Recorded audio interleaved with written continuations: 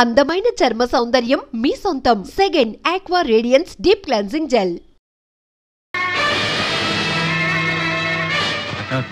ఏమిటి నువ్వు చేస్తున్న పని?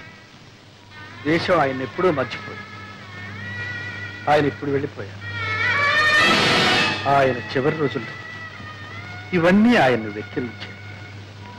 ఇంకా నన్ను కూడా హేళన చేస్తాను. ఈ వార్త వెళ్ళిపోవడమే మంచిది.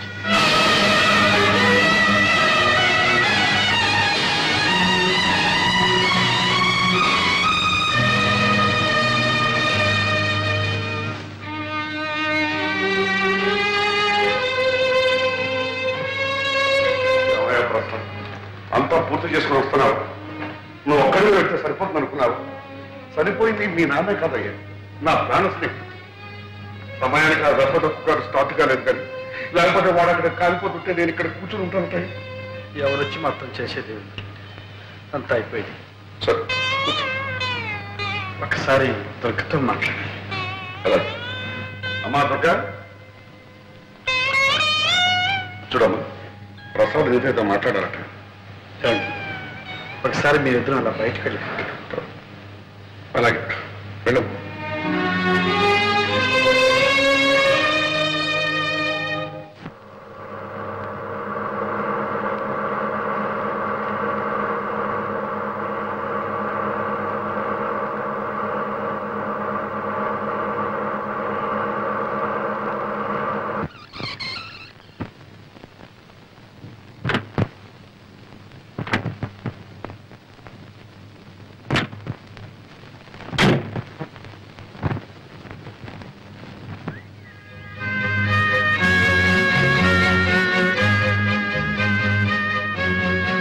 మనిషి ఉన్నప్పటికంటే లేనప్పుడే తెలుస్తుంది ఉన్న విలువ లేని వెలితి. విలువంతా నీ హృదయంలో దాచుకున్నావేమో గాని వెలితి మాత్రం నీ ముఖంలో కొట్టొచ్చినట్టు కనిపిస్తుంది. సరే, నేను ఈ స్థితిలో కూడా జోక్ చేస్తాననుకోగా. ఏమిటో చెప్పు. ఇప్పుడు చెప్తే నమ్మలేదు, ఇప్పుడైనా నమ్ముతావా? ఏమిటో చెప్పండి. దుర్గా, ఈ ప్రపంచంలో అనాదిగా ఉన్నవి రెండే జాతులు, ఉన్నవాళ్ళు లేనివాళ్ళు. ఈ రెండూ ఎప్పుడు కలవు, కలిసి జీవించరు. ప్రసాద్, నేను ఈ కారు బంగ్లా చూసి ప్రేమించాననుకుంటున్నావా? అవి నా కొత్తవి కావు. నీకు పేదరికం కొత్తదేగా. ప్రసాద్, ఏమిటి నువ్వు అనేది? నువ్వు పేదవాడివి, నిన్ను పెళ్లి చేసుకుంటే పేదరికం అనుభవించాలనేగా. పెళ్లి తర్వాత కూడా నువ్వు పేదవాడివిగానే ఉండిపోతావని ఎందుకు అనుకోవాలి? అంటే మీరు మహారాజులనే? కాదు, కానే కాదు. పెళ్లి కొందరి జీవితాల్లో అనుకోని మార్పు తెస్తుంది. అలాగే నీ జీవితంలో కూడా. నాలో ఏ మార్పు వచ్చినా నా మనస్తత్వం మాత్రం మారదు. నేను సాహిత్యానికి, కళలకు అంకితమైన వాడిని. డబ్బు మనిషిని కాలేదు, ఉద్యోగం చేయలేదు. నీ అంతస్తుకు తగినంత కాకపోయినా నీ అవసరానికి కూడా చాలినంత సంపాదించగలను లేదు. అయితే ఇప్పుడు నన్నేం చేయమంటావు? నన్ను మర్చిపోమంటా. మర్చిపోలేకపోతే?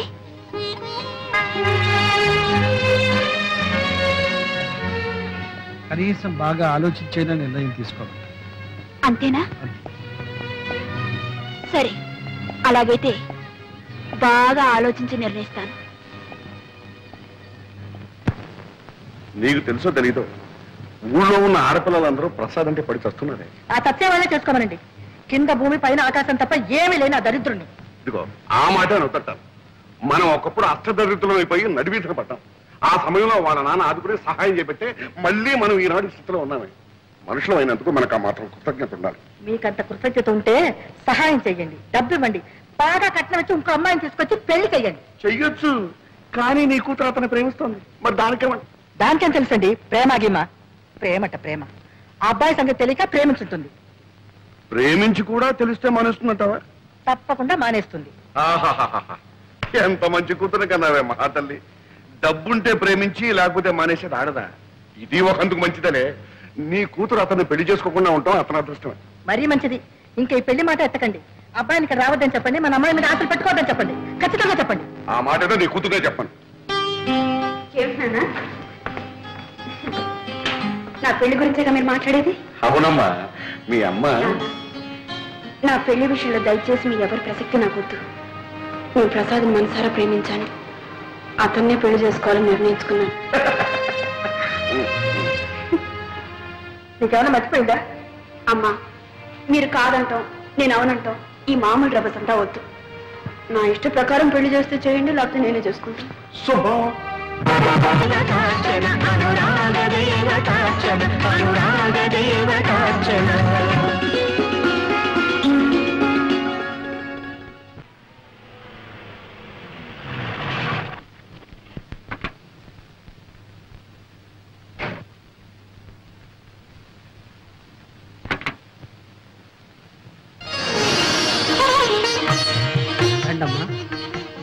ఏంటమ్మా అలా చేస్తున్నారు? ఇంట్లో నేను తప్ప ఇంకెవరు లేరు కాబట్టి నేనే ముత్తైదుగా వచ్చి ఆరతిస్తున్నాను. రండమ్మా, రండి రండి. నువ్వు వెళ్ళు, మధుకి థ్యాంక్స్ చెప్పు. కలిసి కాపాడాయా కారా? కుడి కాలు పెట్టి లోపల రండి.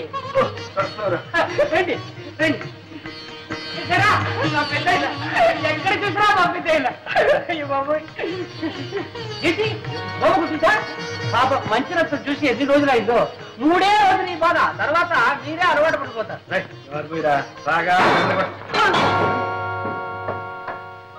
ఎవరా? చెప్తాను. ఇప్పుడే కదా పంపించారు, మళ్ళీ వచ్చేసావా? ఒక చోటు ఉండవా? ఇక్కడ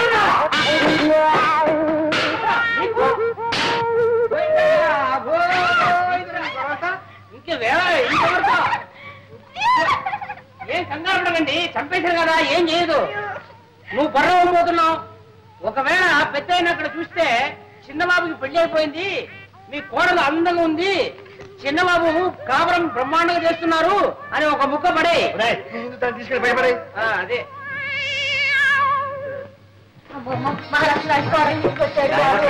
మీ నాన్నగారు పోయారు, ఈ ఇంట్లో దిక్కుని పెట్టి దిక్కుంటదేమో అని భయపడ్డాం. నిధులా పెళ్లి చేసుకుని పెళ్ళవతో ఇక్కడికి వస్తామని, ఈ ఇంట్లో కాపురం పెడతామని కలలో కూడా అనుకోలేదు ఆయన. చాలా సంతోషం. అమ్మా, అది పేరేమిటో? దుర్గా. బాగుందమ్మా, చాలా బాగుంది. చూడమ్మా, కొత్త కాపురం, కొత్త ఊరు అనేం భయపడకమ్మా. అవునమ్మా, మేమందరం ఉన్నాం, అంతా కావలసిన వాళ్ళమే. బంగారు బొమ్మలా ఉంది. ఆ మొఖం చూడవే, లక్ష్మి కళ ఉట్టి పడుతుంది. అబ్బాయి కాసులు ఎంత బాగున్నాయో. ఏమేమి చెప్పు చూడండి. చూడమ్మా, నీకు ఎప్పుడు ఏం కావాలన్నా, పొద్దు కాకపోయినా ఒక్క కేక వేసామంటే కాదు తల్లి, అందరం వచ్చి పడతామమ్మా. అయిపోయింది. ఎన్ని సామాన్లు సర్దుకోవాలి, ఇల్లు సర్దుకోవాలి. ఎందుకలా అరుస్తావు? చెవుకోసం మేకలాగా రండి వెళ్దాం. చాలా సర్దుకుంటాడు, సర్దుకొని నిన్ను చూడటానికి వచ్చావు. అంటే అమ్మాయిని తీసుకొచ్చారు, చూడడానికి వచ్చాము. వెంటనే పెడదాం. చూడమ్మా, మర్చిపోకే, నీకు ఎప్పుడు ఏం కావాలన్నా ఒక కేక తల్లి, నేను వచ్చి పడతానమ్మా. వెంటనే రండి వెళ్దాం. అదిగో నిన్ను చూడడానికి రాలేదులే, మోహం చూడు ఎట్లా ఉందో. ఒకసారి అర్థం చూసుకో, తెలుసు నేను చూడడానికి వచ్చాను. వెంటనే రండి వెళ్దాం. చూడడానికి మీరు ఎవరైనా రా అక్కర్లేదు, చూడాలంటే నేనే వచ్చి మేము ఒక చూసుకోవాలి. అత్తయ్య మొహం చూసుకోవచ్చు ఒకసారి.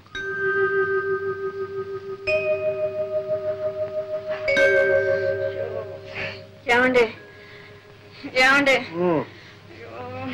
ఉక్క పడుతుంది, చెమట్లు కారిపోతుందండి. కిటికీ లేచి పడుకో. సర్లేండి, కిటికీ తెరిస్తే లేకి జనం కోలం, ఊరికి కాలు కంపు. ఏమండి, ఒక మాట చెప్తాను, వింటారండి? ఏంటి? నాకు ఈ ఇల్లు, ఈ వాతావరణం నచ్చలేదండి. నచ్చినా నచ్చపోయినా మనకుంది ఇల్లు, ఏం చేద్దాం? ఏమండి, ఈ ఇల్లు కావాలంటే అద్దెకిచ్చేసి కొత్తగా కడుతున్న కాలనీలో చిన్న ఇల్లు మనకు కావాల్సింది తీసుకుందామండి. నువ్వు తీసుకోవచ్చు. ఈ ఇల్లు అద్దెకిస్తే 50 రూపాయలు పడేది. కొత్త ఇంట్లోకి వెళ్తే 500 రూపాయలు అడుగుతారు. దానికంటే 10 రెట్లు అడ్వాన్స్ అడుగుతారు. ఏం చేస్తాం? ఏదో ఒకటి చేద్దామండి. సరే, ఏదో ఒకటి చేద్దాం. పడుకో. ఎక్కడో నిద్ర పట్టి చేస్తే కదా. నీకు నిద్ర పట్టలేదు అంతేగా? పట్టిస్తే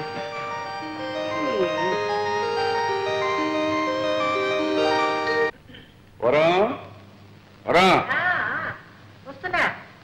ఇదిగా అమ్మాయి ఉత్తరం రాసింది. ఏం రాసింది? కొత్త ఊరు, కొత్త కాపురం, ఎలాగుందో ఏమో. నువ్వు అడిగిన ప్రశ్నలన్నిటికీ ఒకే ఒక లైన్ సమాధానం రాసింది.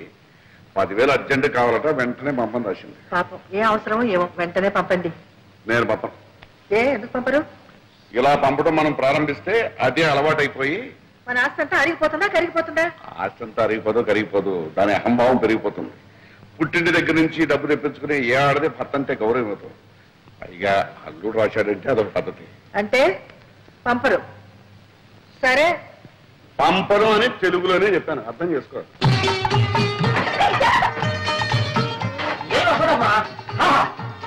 ఇక్కడే ఉండాలి. కూర్చొని క్రియేటివ్ ఉంటుంది. అక్కడ సినిమాలు వచ్చి రాయడానికి టేబుల్ కుర్చీ సోఫా అన్ని రెడీ. ముఖ్యమైన ఐటమ్ బెడ్రూమ్ బ్రహ్మాండంగా ఏర్పాటు చేస్తాం.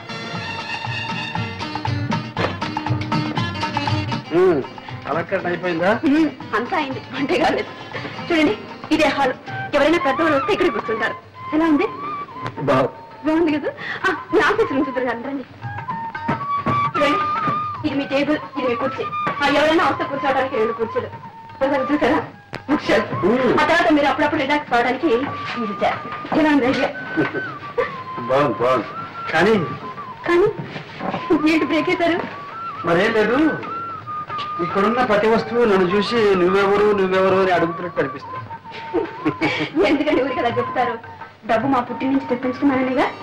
చూడండి, మీరు కళాకారులు, నటుడిగా రచయితగా మీకు పెద్ద పేరుంది. నలుగురు మిమ్మల్ని చూడటానికి వస్తూ ఉంటారు కదా. మీ మర్యాదకు తగ్గట్టుగా ఉండాలని అవంతా చేశాను. మీకు అవమానంగా ఉంటే వదిలేండి. నాకున్నది అవమానం కాదు, ఆత్మాభిమానం. సర్లేండి, నాకుంది ఆత్మాభిమానం. ప్రతిసారి మా వాళ్ళని పిచ్చం అడుగుతాను అనుకున్నారా? ఇక ఏ పరిస్థితిలోనూ మా పుట్టికి నుంచి ఒక చిల్లిగా కూడా నేను తెప్పించను. ఒక్కసారికి మన్నించండి ప్లీజ్. నోను, ఇప్పట్లో నేను మర్చిపోను. అయితే ఎప్పుడు మర్చిపోతారు? ఎప్పుడా? రాత్రి కావాలి, వెన్నెల రావాలి, ఆ వెన్నెట్లో నువ్వు నా పక్కకు చేరాలి. అప్పటిదాకా మీరు ఆగాలి, ఇంకా మీరు చాలా చూడాలి. ఉంది, బ్రహ్మాండంగా ఏర్పాటు చేశాను. చిరుబాబు, ఇది నీ పెట్టు. అమ్మగారు, ఇది మీ పెట్టు. కావాలంటే మీరు ఇటు అటు మార్చుకోవచ్చు, లేదంటే ఒకే సైడ్ రావచ్చు. నా పెట్టు కూడా రెడీ అయిపోయింది. నీ పెట్టా? ఇదిగో. అవును, నాకేమైనా వినోదం ఉందా? ఒక కాలక్షేపం ఉందా?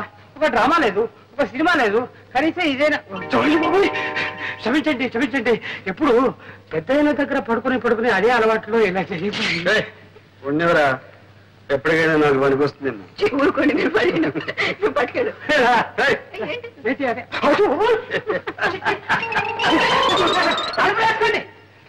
చక్రపాణి నా పెన్నే. నేను 2-3 నవలలు రాశాను, మీరేమైనా పబ్లిష్ చేస్తారేమోనని. చక్రపాణి గారు, మీ పేరు పేపర్లోనూ అక్కడ చూస్తూనే ఉన్నాను. మీకు చిన్న రహస్యం చెప్తాను. డైరెక్ట్ గా మీ నవల్స్ పబ్లిష్ చేస్తే మాకు ఇబ్బంది, మీకు ఆదాయం తక్కువ.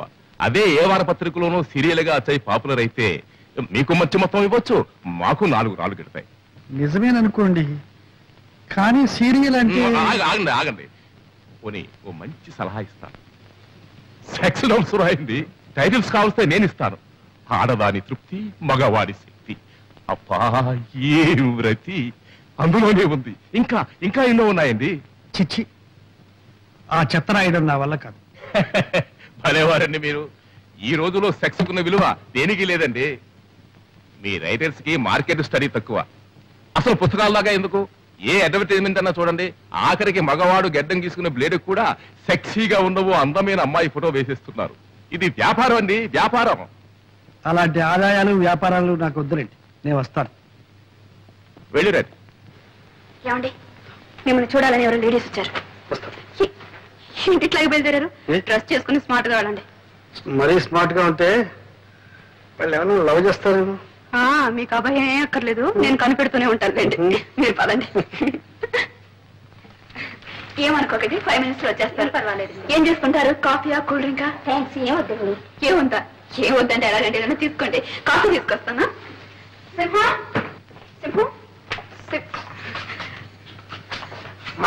చూడు, గెస్ట్లు వచ్చారు, 4 కాఫీ చేసి పెట్టు. తాగకుండా కాఫీ తాగడానికి ఇక్కడ వచ్చారా? ఏదో వచ్చారు, ఏం చెప్పంటావు చెప్పు. కాఫీ ఉండండి. 5 నిమిషాల్లో వేడి అయిపోతుంది. పొయ్యి అంటించకుండా ఎలా వేడవుతుంది? పొయ్యి ఫస్ట్ క్లాస్ లో ఉండాలి కాఫీ. నమస్కారం. కూర్చోండి. ఏమిటి విశేషం? మహిళా మండలి సభ్యులం, కార్యకర్తలం అండి. మా శ్రీమతి చెప్పినట్టు మీ నాటకాలన్నా మీ నటనన్నా మాకు చాలా ఇష్టం అండి. మా మహిళా మండలి సహాయకం మీరు ఒక నాటకం ప్రదర్శించగలిగితే. క్షమించండి, నేను ఇప్పుడు నాటకాలు ఆడడం లేదు. మేమెంతో ఆశతో వచ్చామండి. మాకోసం మీ నిర్ణయాన్ని మార్చుకోగలిగితే. అది ఇప్పట్లో జరగదనుకుంటాను. ఒకవేళ నా నిర్ణయాన్ని మార్చుకుంటే ముందు అవకాశం మీకే ఇస్తాను.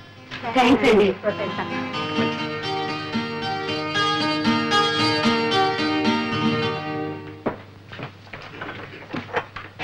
ఏమండి వాళ్ళ వచ్చిన పని అయిపోయింది, మాట్లాడని వెళ్ళిపోయా. పంపించేశారా? ఏం పంపించలేదు, వాళ్ళే వెళ్ళిపోయా. అయ్యో ఇంకా ఏం మనుషులండి మీరు? ఇంటికి వచ్చిన వాళ్ళకి కాఫీ కూడా ఇవ్వకుండా తరిమేశారా? అయ్యో, పైగా నేను కాఫీ తీసుకొస్తాను కూర్చోండి అని చెప్పాను. ఇప్పుడు వాడు ఏమనుకుంటారు?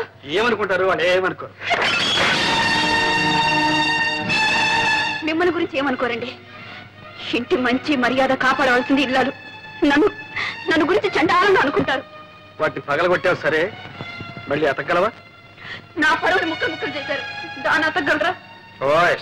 Very easy, అతగలం. ఉప్పుగా ఉంటుంది. అమ్మగారు తప్పు చేశారు. కాఫీలో చక్కెరకు బదులు ఉప్పు వేశారమ్మా. చూసావా, నీ పరువు వాడు కూడా కాపాడాడు. ఎవరు కనిపించలేదే, తాకుండా పోయారా? నువ్వు ఉప్పేస్తే తాకుండా పోక ఇక్కడ ఉంటారా? పర్వాలేదే, బయట పోయి తాగుతారు.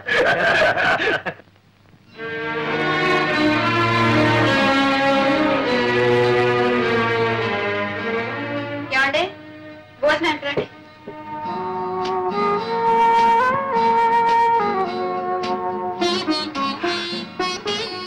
ఏమండి, అన్ని టేబుల్ మీద పెట్టాను, మీ పని అయ్యే కొంచెం పోంచుకోండి.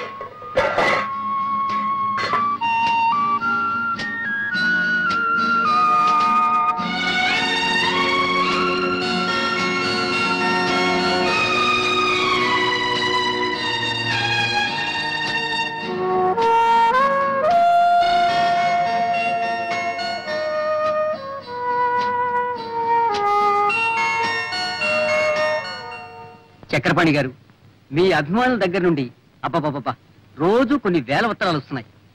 చక్రపాణి గారి అడ్రస్ ఏమిటి? ఈ చక్రపాణి గారు ఆడ మగ, ఏం చదివారు, వయసు ఎంత, పెళ్ళయిందా, పిల్లల, చక్రపాణి అన్నది కలం పేరా లేక అసలు పేరా? ఓ ఉక్కిరి బిక్కిరి అయిపోతున్నాం అనుకోండి. వాళ్ళకేం సమాధానం చెప్పాలో మీరే చెప్పండి. సారీ అండి, నేను అప్పుడే బయటపడదలుచుకోలేదు.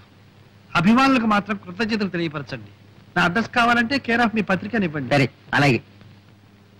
ఇదిగో ఈ చెక్కు తీసుకోండి. థ్యాంక్ యూ, వస్తానండి. చిన్నాళ్ళుగా చూస్తున్నాను, కట్టలు కట్టలు కాగితాలు రాసి పడేయడే తప్ప ఒక్కసారైనా ఒక పత్రికలో మీ పేరు గాని మీ కథ గాని నేను ఎక్కడ చూడలేదబ్బా. నువ్వేమిటి? నేనే చూడలేదు. మరెందుకు రాసేయటం పనిలేక? చక్రపాణిని చూడండి. చూడు, వాడొక మచ్చ పుట్టి 2 నాళ్ళు అయింది. మంది పిల్లల్ని చెప్తుంది చూడు, ఒక మందర కోడి పిల్లల్ని బతుకుతుంది 20-21. అట్లా కనిపించిన ప్రతి పత్రికలను రాసి పడేస్తాడు. మీరు చెత్త అంటే సరిపోయిందా? నీకు వాడి రచనలు అంటే చాలా ఇష్టం. ఇష్టమా? బ్రహ్మాండంగా ఉంటాయి. చదివి ఆనందం పట్లాక అభినందిస్తూ ఒక ఉత్తరం కూడా రాసేశాను. ఏమని? ఏమండి, మీది అసలు పేరా కలం పేరా, మీరు ఆడా మగ నిజం చెప్పండి అని. వదిలొచ్చిందా? ఇంకా రాలేదు. వస్తుంది. నేను ఆడ కాదు మగ అని వస్తుంది, కానీ నువ్వు మాత్రం నమ్మకం. ఎందుకంటే ఇంతకు మునుపు మగవాళ్ళు ఆడపేరుతో రాయడం ఒక ఫ్యాషన్ అయిపోయింది. కానీ ఇప్పుడు ఆడవాళ్ళు మగ పేరుతో రాయడం ఇదే వీరితోనే, ఈ చక్రపాణి గారితోనే ప్రారంభమైంది. ఆడైతేనే మొగ అయితేనే చక్రపాణి కథలంటే కాపురం చేస్తున్న ఇళ్లాల మొదలు కాలేజీలో చదువుతున్న కన్నెపిల్లల వరకు పడిచేస్తారండి. అనంటే అంత క్రేజ్ తెలుసా?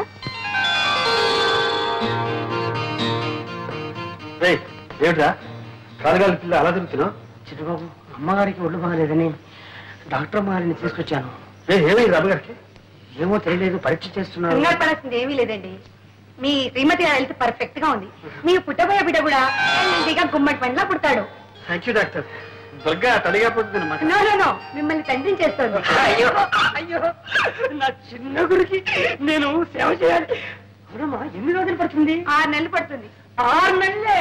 బిడ్డ పుట్టాలంటే 10 నెలలు కావాలి కదండి. ఏంటమ్మా, కలికాలంలో అన్ని స్పీడ్ అయిపోయింది. విడిచిన బట్ట ఈ మిషన్ లో ఇక్కడ వేస్తే 10 నిమిషంలో సెలవుతో అక్కడి నుంచి వచ్చేస్తుంది. ఇక్కడ ఫోన్ చేస్తే వెంటనే దుబాయ్ నుంచి జవాబు వచ్చేస్తుంది. పొద్దున విమానం ఎక్కామంటే సాయంకాలంలో అమెరికా దిగిపోతున్నాం. అన్ని స్పీడ్ అయింది. కానీ ఈ బిడ్డ పుట్టడం మాత్రం రామాయణ రోజు నుంచి ఈ రోజు వరకు 10 నెలలా అంటున్నారే. కాస్త మీరు మనసు పెట్టి 1 నెలలో 2 నెలల్లో అది అభాషణ అవుతుందిరా. పొరపాటు. నేను ఎందుకు చెప్పానంటే మీ నాన్నగారికి సేవ చేశాను, మీకు సేవ చేశాను. పుట్టబోయే బిడ్డ కొద్దిగా లేట్ అయినట్టే ఆ అవకాశం నాకు దొరుకుతుంది. Thank you doctor. నీ బిడ్డ పెట్టి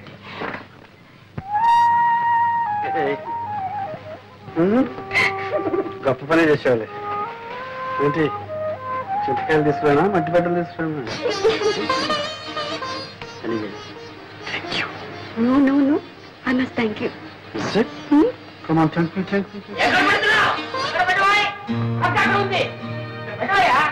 అందరూ చూడాలి. ఇవన్నీ చూసారా? ఏమిటో ఇవన్నీ? Fridge, TV fridge. ఎక్కడ వెళ్ళి అమ్మగారు ఇవన్నీ ఇన్స్టాల్మెంట్ బేసిస్ లో కొన్నారు. ఇష్టాలు